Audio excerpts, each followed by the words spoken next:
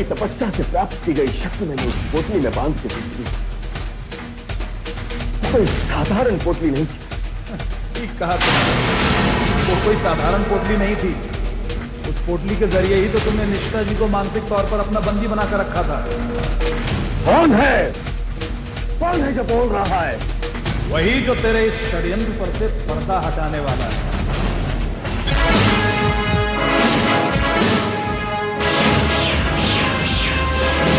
तूने शायद मुझे बुला दिया होगा, लेकिन मैं तुझे बुला नहीं। कैसे भूल सकता हूं मैं अपनी वो हार जिसमें तिल तिल कर आज तक जलता चढ़ाया हूं। आज भी वो दिन मुझे अच्छी तरह याद है।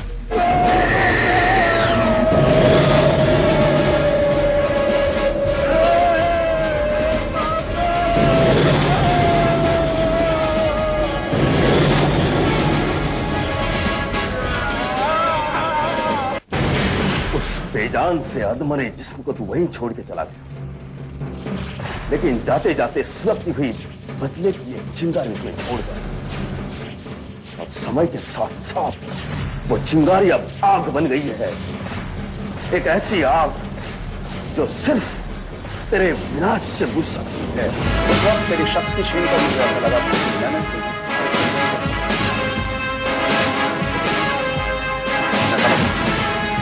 बुराई की जड़ तेरे अंदर इतनी गहराई तक जा चुकी है, छोटे मुझे सबक और गया कि मैं तुझे ऐसा सबक दिलाऊं तुम फिर से किसी नए मासूम को अपने शरीर में शिकार।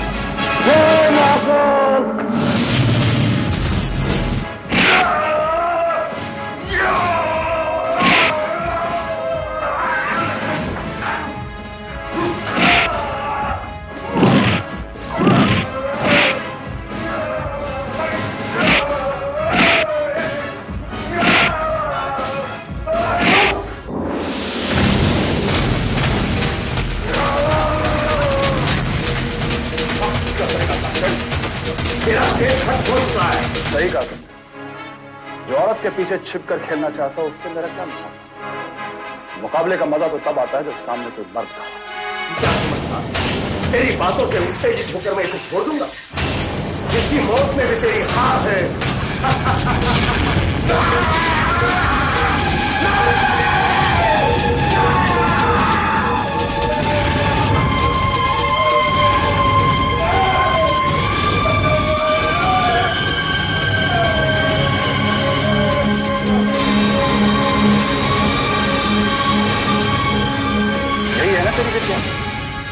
जिसके नाम से प्रेत आत्माएं भी कांपती हैं, जिसके सामने बड़ी बड़ी विद्याएं भी अपना सिर झुका देती हैं, आज इसी विद्या के सामने झुकता है। आज तक इस साधु के लिबास में तुम दुनिया की आंखों में धूल झोंकते चले आ रहे हैं। मैं तुम्हें एक बात बता दूं, ये साधु संत का लिबास पहनकर कोई साधु संत नहीं है। अगर अच्छी नजरों से दुनिया को देखो तो सारी दुनिया में तुम्हें संत नजर आएगी, और अगर छल और कपट की नजर से देखो सारी दुनिया को छल और कपट नजर आएगी। चलिए निष्ठा,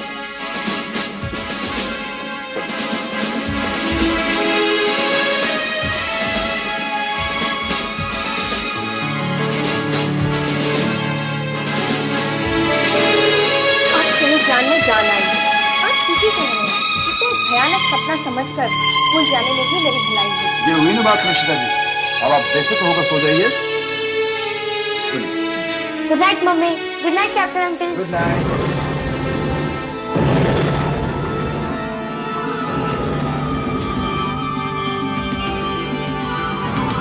गुड नाइट। मुझे छोड़कर कहाँ जा रहे हो बाबू?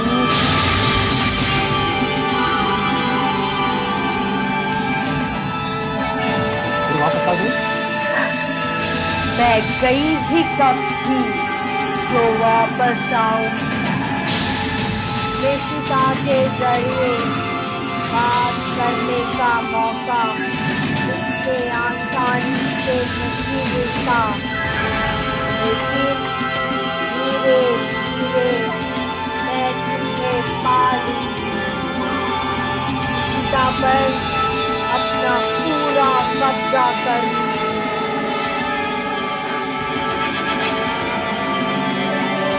उस साधु की शक्ति का अंदाजा लगाने में शायद मैंने बहुत बड़ी अभी तक वो साधु अपना खेल खेल अब इस खेल को पूरा करना ही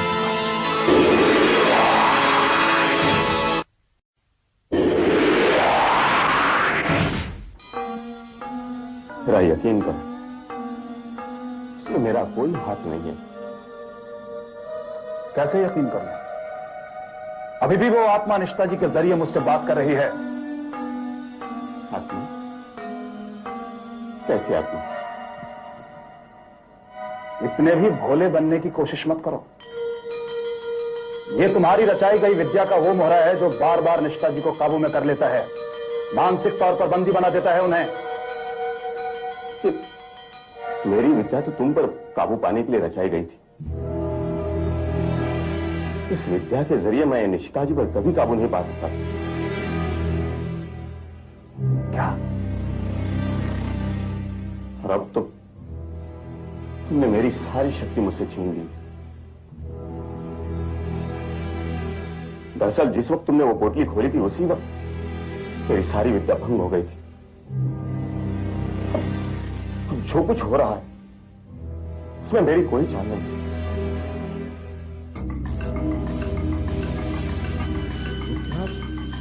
वाकई निशिता जी के अंदर किसी आत्मा ने बसेरा कर रखा है, लेकिन ये कौन हो सकता है? अपने आप को अनामिका कहती है, लेकिन अनामिका तो जिंदा है। ये किसकी आत्मा है?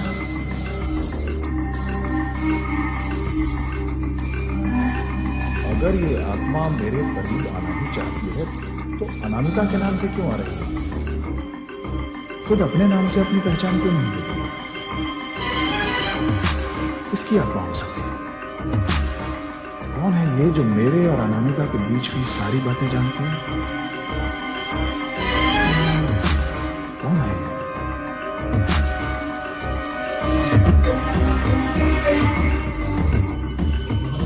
निशिता जी और पेंटिंग। आज से पहले उन्हें पेंट करते कभी नहीं देखा।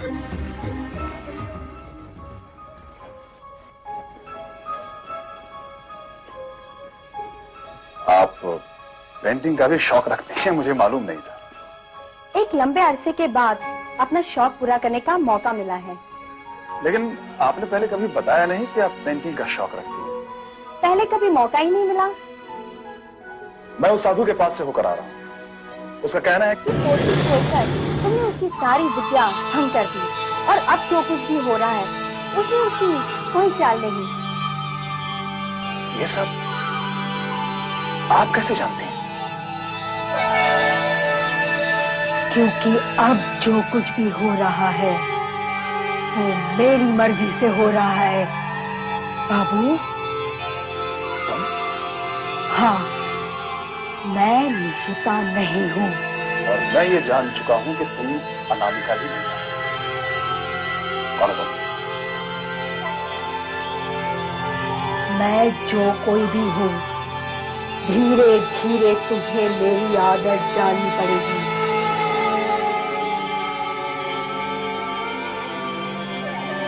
देखना चाहोगे मैं कौन हूँ?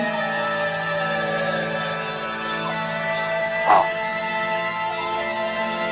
कहते हैं आईना कभी झूठ नहीं बोलता बाबू। वही तुम्हें मेरी असली पहचान दिखाएगा। वो देखो।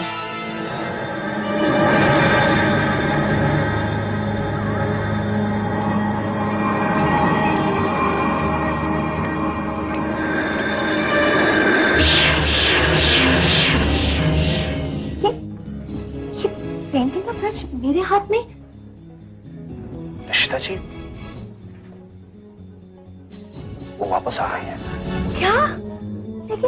लेकिन आपने तो कहा था कि आपने साधु की सारी शक्तियां छीन ली है। निशिता जी, मैंने उस साधु की सारी शक्तियां छीन ली थी, लेकिन इस खेल में उस साधु का भी हाथ नहीं है। हे भगवान, तो वो कौन है जिसने मुझे अपना शिकार बनाकर रखा है? निशिता जी, मैं बिल्कुल नहीं जानता कि इस खेल के पीछे किसका हाथ है। सारे सवालों का जवाब मेरे पास नहीं है निशिता जी। मुझे कोई सुराग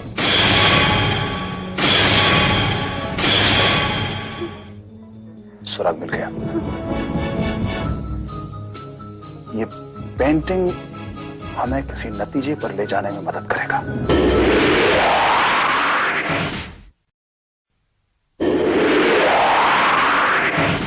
मैं जानती हूँ आपके लिए ये यकीन करना बहुत मुश्किल होगा, लेकिन कैप्टन जी की आत्मा अभी भी अपने घर में रहती है, हमारे साथ। क्या? जी हाँ, और मेरे जरिए एक आत्मा उनसे बातें कर रही है। यहाँ तक कि वो आत्मा अपने आप को अनामिका कहती है और कैप्टन जी को बाबू कह के पुकारती है। इसीलिए मेरे लिए ये जानना जरूरी है कि आपके और कैप्टन जी के बीच जो भी बातें हुई उसके बारे में और कौन कौन जानता है। मेरी बहन सब कुछ इस बारे में जानती है। वो कहाँ है? क्या मैं उनसे मिल सकती हूँ?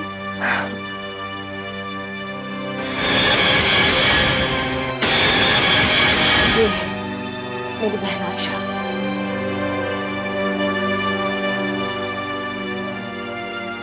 ये 2.5 साल पहले इसकी मौत हो चुकी है। खुदकुशी की थी इसने। खुदकुशी? हाँ, बाबू से बेहद प्यार करती थी। जब मेरे जरिए इसने जाना कि बाबू किसी सोनिया नाम की लड़की से प्यार करता है तो जिंदगी से प्यार करता है। वक्त बहुत बड़ा मायने रखता है। सबने सोचा कि जिंदगी की मायूसी से बाहर निकल जाएगी, लेकिन गम के बाद उसने इसका पीछा नहीं छोड़ा। बुजुर्गों की सलाह से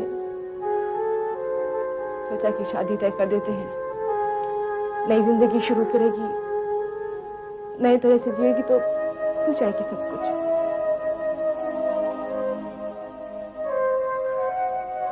शादी तय हुई, बारात आई और हम जब बुलाने इसको ऊपर गए तो पंखी से लटका हुआ पाया। कमरे की तलाश ली तो पाया कि एक चिट्ठी छोड़ के गई है। उसमें लिखा है कि जिंदगी तो उसे बाबू के करीब नहीं ला सकी, मौत जरूर उसे हासिल कर लेगी। और यही वो आज कर रही है, मेरे जरिए कैप्टन जी के करीब जाने की कोशिश कर रही है। आप ये कैसे कह सकते हैं? हो सकता है किसी और की आत्मा हो। मान लिया जाए कि अगर वो किसी और की आत्मा है, तो फिर भी उसे आपकी और कैप्टन जी की बातों के बारे में कैसे पता चला? अगर मैं गलत नहीं हूं तो आयशा पेंटिंग बहुत अच्छा कर लेती थी। ये आप कैसे जानती हैं? क्योंकि अभी कुछ ही देर पहले जब वो मेरे अंदर आई थी तो मेरे जरिए उसने एक पेंटिंग की थी। यही है वो पेंटिंग। माय गॉड, ये तो आयशा की तस्वीर है। शादी के जोड़े में ही तूने मुझे आखिरी बार देखा था ना? इतने हैरानी से क्यों देख रही हो? मैंने तो चिट्ठी में लिखा था कि मैं वापस आऊंगी। जीते जी तो मैंने उसे खो दिया था। बाबू मेरी जिंदगी था, उसने मुझे कभी नहीं चाहा। उसने मेरी तरफ आंख उठाकर भी नहीं देखा। अपने दोस्तों में सबसे ज्यादा तुम्हें ही चाहता था।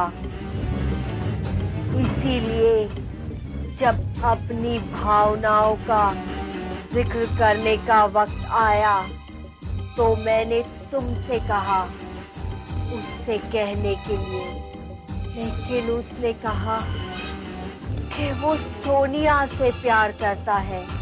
अगर मैं अनामिका के नाम से उससे बात करती, मुझे यकीन था मेरी बात जरूर सुनेगा।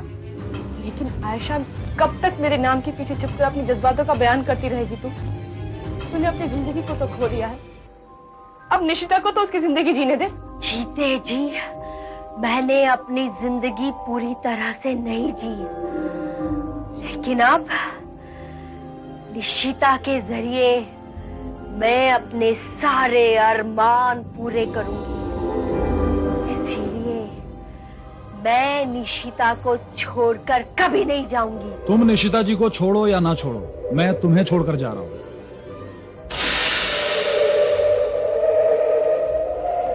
बाबू, इतनी आसानी से तुम मुझसे छुटकारा नहीं पा सकते। तुम जहां भी जाओगे मैं तुम्हारे पीछे पीछे आऊंगी। इसके लिए तुम्हें दूसरा जन्म लेना पड़ेगा। दूसरा जन्म? हाँ, क्योंकि मैं जिस काम के लिए यहां आया था वो पूरा हो चुका है। अब मुझे दूसरा जन्म लेना है। ठीक है, तो मैं भी दूसरा जन्म लूंगी। इस जन्म में ना सही, दूसरे जन्म में मैं तुम्हें पालूंगी। लेकिन इसके लिए मेरी कुछ शर्तें हैं। क्या? पहली शर्त, तुम निशिता जी के जिस्म से बाहर निकल आओगी और दोबारा उनके जिस्म में कभी भी नहीं जाओगी। मंजूर? मंजूर। दूसरी शर्त, तुम निशिता जी के जिस्म से निकलकर फौरन दूसरा जन्म लोगी और आत्मा बनकर कभी भी वापस नहीं आओगी। मंजूर? मंजूर।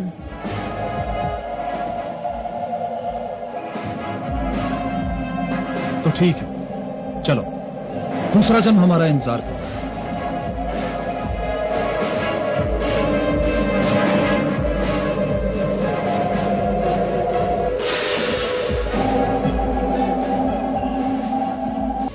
तुम कहाँ हो कैप्टन?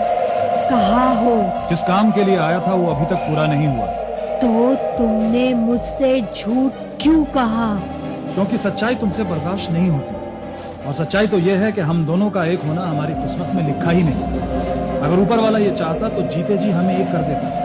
कुछ रिश्ते ऐसे होते हैं जो बहुत करीब होकर भी दूर रह जाते हैं। हमारी किस्मत में दूर रहना लिखा था। प्यार मांगा नहीं जाता है, ऐसा खुद ब खुद मिल जाता है। जाओ, एक नई जिंदगी शुरू करो। वहां पर अपनी बाहें फैलाए लोग तुम्हारा इंतजार कर रहे हैं। जाओ।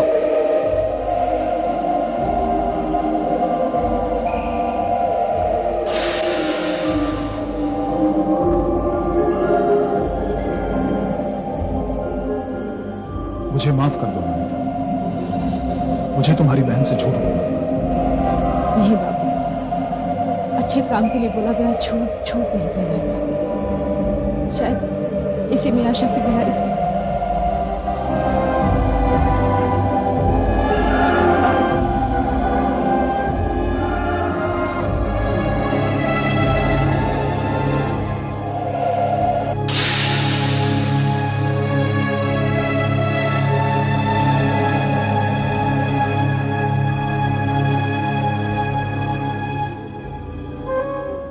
कहते हैं मरने के बाद आदमी सब कुछ छोड़ देता है, लेकिन प्यार करना क्यों नहीं छोड़ता?